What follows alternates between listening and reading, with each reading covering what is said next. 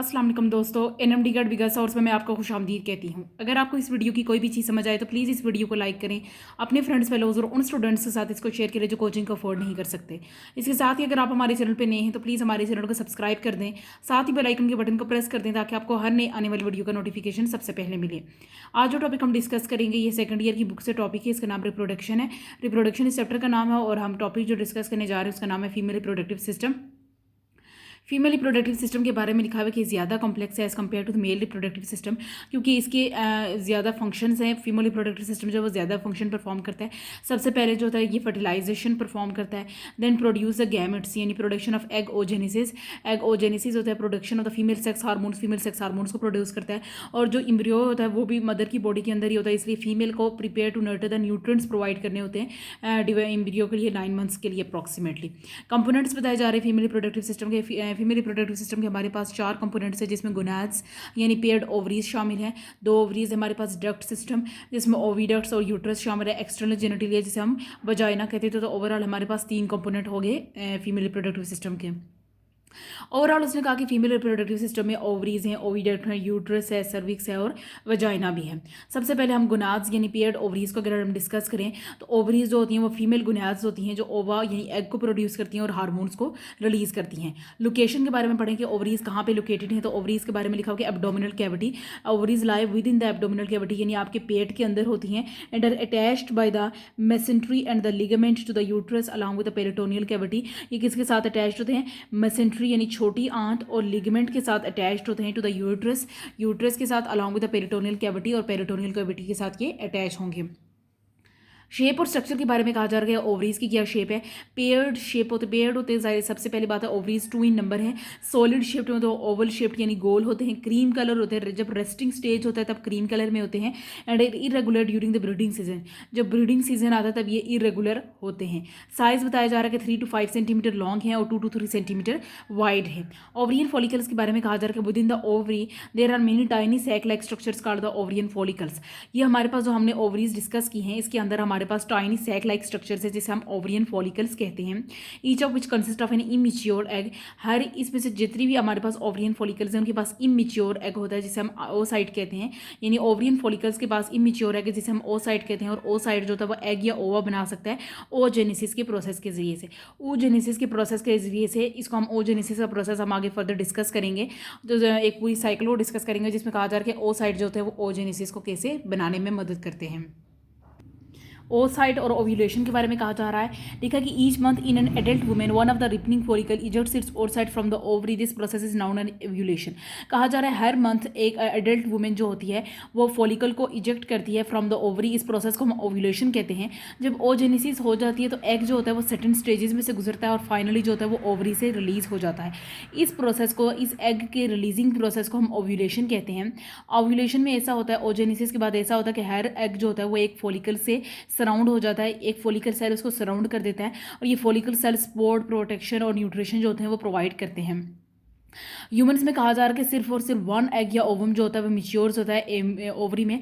बाकी जितने भी हमारे पास रिमेनिंग फॉलिकल सेल्स होते हैं ओवरी में वो ग्रो करते हैं ओवरी के दरमियान, वो फॉलिकल के अंदर ही रहते हैं और आखिर में वो येलोइश ग्लैंडुलर मैस जिसे हम कॉर्पस ल्यूटियम कहते हैं उसमें कन्वर्ट हो जाते हैं हमारे पास। यानी सिर्फ और सिर्फ ह्यूमन फीमेल्स में एक एग या ओवम जो होता है वो रिलीज होता है ओवरी में।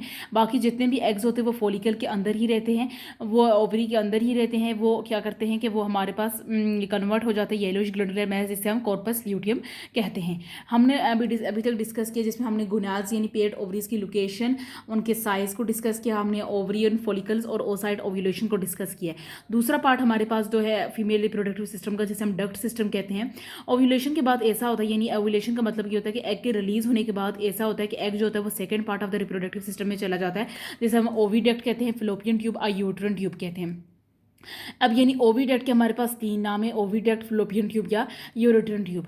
और हमारे पास इसमें 2 पार्ट से दूसरा पार्ट जो है इसके पास हमारे पास यूट्रस कहा जा रहा है। ओविडक्ट और द फैलोपियन ट्यूब और द यूरोट्रन ट्यूब के बारे में कहा जा रहा है कि फैलोपियन ट्यूब जो होता है वो initial part of the female duct system. Female के डक्ट सिस्टम का इनिशियल पार्ट जो होता है उसे हम फैलोपियन ट्यूब कहते हैं। ये करते हैं they receive the ovulated oocyte in the site where the fertilization takes place. कहा जा रहा है कि हमारे पास जो एग्स रिलीज हुए थे ओवरी से, ओव्यूलेशन हुई थी जब उनकी, यानी ओव्यूलेटेड ओसाइट्स जो हमारे पास थे, ये वहाँ से ओविडक्ट क्या करते हैं, उन ओव्यूलेटरी ओसाइट को रिलीज़ करते हैं और ये रिसीव करते हैं, सॉरी, और यही वो जगह है जहाँ पे फर्टिलाइजेशन टेक्स प्लेस होती है। ओविडक्ट के बारे में कहा जा रहा है कि ये 10 सेंटीमीटर लॉन्ग है and extends near the region of ovary and empty into the uterus. ये ओवरी के थोड़े से पास में ये जो है ये एक्सटेंड हुई है और एम्प्टी हो जाती है, ये हमारे पास यूट्रस में ये एम्प्टी हो जाती है। कहा जा रहा था oocyte is carry towards the uterus. हमारे पास जो ओसाइट होता है, जो हमारे पास इमेच्योर एग होता है, उसको यूट्रस की तरफ लेके जाया जाता है। Most of the fertilization occurs in the oviduct. ज़्यादातर फर्टिलाइजेशन जो होती है वो ओविडक्ट में ही होती है। हम यूट्रस इसका जो सेकंड पार्ट है उसको डिस्कस करेंगे। डक्ट सिस्टम में सेकंड पार्ट हमारे पास यूट्रस है, जिसका दूसरा नाम वॉम भी है। इसके बारे में लिखा जा रहा है कि यूट्रस या वोम एक होलोमस्कुलर ऑर्गन है और इसकी शेप जो होती है वो इन्वर्टेड नाशपति, यानी उल्टी, अगर नाशपति को आप उल्टा करके देखो तो यूट्रस की शेप ऐसी होती है। यानी आपने अगर नाशपति को आप उसको इन्वर्टेड कर देते हैं, उल्टा कर देते हैं, तो आपको उसकी शेप इस तरह नजर आती है यूट्रस की तरह। यूट्रस के 3 पोर्शन होते हैं जिसमें फंडस, बॉडी एंड सर्विक्स शामिल हैं। फ्लोपियन ट्यूब जो होती है हमारे पास, जिसे हम ओविडक्ट भी कहते हैं, वो जो होती है फंडस को कहाँ पे ज्वाइन करती है, यूट्रस के बिल्कुल नीचे। And the opening of the cervix leads into the vaginal canal. Cervix की ओपनिंग कहाँ पे जाती है, वजाइनल कैनाल में जाती है। यूट्रस के बारे में कहा जा रहा है कि इसकी 3 लेयर्स होती है, perimetrium, myometrium and endometrium. Perimetrium outermost thin covering layer है यूट्रस की। मायोमेट्रियम जो है वो मिडल थिक मस्कुलर लेयर है, मिडल लेयर है और थिक मसल्स से मिलकर बनी हुई है myometrium. Compose of the bundles of the smooth muscles. इसमें स्मूथ मसल्स भी शामिल हैं। ये कॉन्ट्रैक्ट करते हैं rhythmically during the child birth to expel the baby from the mother's body. याद रखिएगा कि अगर आपसे पूछा जाए कि which layer of the uterus is responsible for expelling the baby from the mother's body, तो आपको कहना है कि मायोमेट्रियम। मायोमेट्रियम वो लेयर है जो कॉन्ट्रैक्ट करती है रिदमिकली, एक रिदमिक वे में चाइल्ड बर्थ के दौरान, ताकि बेबी को मदर की बॉडी से एक्सपेल किया जा सके। इंडोमेट्रियम के बारे में लिखा कि ये इनर स्पॉन्जी लाइनिंग है यूरेट्रन कैविटी की और इसमें ब्लड वेसल्स होते हैं वो रिच अमाउंट में पाए जाते हैं। अगर फर्टिलाइजेशन हो जाती है तो यंग एम्ब्रियो जो होता है वो अपना इंडोमेट्रियम जो होता है वहाँ पे लेके जाता है और यहाँ पे इसकी इम्प्लांटेशन हो जाती है। अगर आपसे पूछा जाए कि which layer of the uterus is responsible for the implantation of embryo, तो आप उसे इंडोमेट्रियम कह सकते हैं। कहीं बार आपसे ओवरऑल ऐसे भी पूछा जा सकता है कि which part of the female reproductive system is responsible for the हमारे पास इम्प्लांटेशन ऑफ एम्ब्रियो, तो वो कई बार आपके पास यूट्रस भी हो सकता है। अगर वर्ड यूट्रस नहीं लिखा तो फिर आप इसे इंडोमेट्रियम कहेंगे, क्योंकि द वो layer which is responsible for the implantation of an embryo is known as a endometrium. Endometrium कहते हैं। मेन फंक्शंस क्या है यूट्रस के, receive, retain and nourish the fertilized ovum. जो ओवम ने रिसीव हुआ है, ओव्यूलेशन के बाद जो एग रिलीज़ हुआ है उसको रिसीव करना, उसकी रिटेन, उसको वहाँ पे ठहराना और उसको नरिशमेंट प्रोवाइड करना, ये यूट्रस के जो होते हैं वो मेन फंक्शंस होते हैं। सर्विक्स के बारे में कहा जा रहा है neck of the uterus is known as a cervix. Uterus की नेक को हम सर्विक्स करते हैं और ये कहाँ पे ओपन होता है, वजाइना में ओपन होता है। याद रखिएगा यूट्रस और वजाइना के दरमियान जो कनेक्शन का जरिया है, यूट्रस कैसे ओपन होता है वजाइना में, तो थ्रू द सर्विक्स, सर्विक्स के जरिए से ही ओपन होता है। It is a narrow entrance to the uterus. ये यूट्रस में एक नैरो एंट्रेंस है which opens into the vaginal canal. It is normally blocked by the plug of the mucus. इसमें इसको ब्लॉक किया जा सकता है एक म्यूकस के जरिए से, एक थिक लिक्विड स्ट्रक्चर के जरिए से हमने इसको ब्लॉक करके रखा है। एक्सटर्नल जेनिटेलिया के बारे में कहा जा रहा है कि vagina which is a thin walled chamber. ये हमारे पास जो होता है वो फीमेल रिप्रोडक्टिव सिस्टम का तीसरा पार्ट है जिसको हम डिस्कस करने जा रहे हैं। उसके बारे में कहा जा रहा है कि vagina which is a thin walled chamber that forms a birth canal. ये जो होता है हमारे पास बर्थ केनाल बनाता है for the baby, through which the baby is expelled out of the female's body and it is also for the menstrual flow. Menstruation flow जो होता है वो भी वजाइना से ही होता है और हमारे पास दूसरा जो होता है वो बर्थ केनाल भी जो है वो वजाइना ही में बनती है। It also serve as a reception of the sperms via the male penis during the copulation और इंटरकोर्स।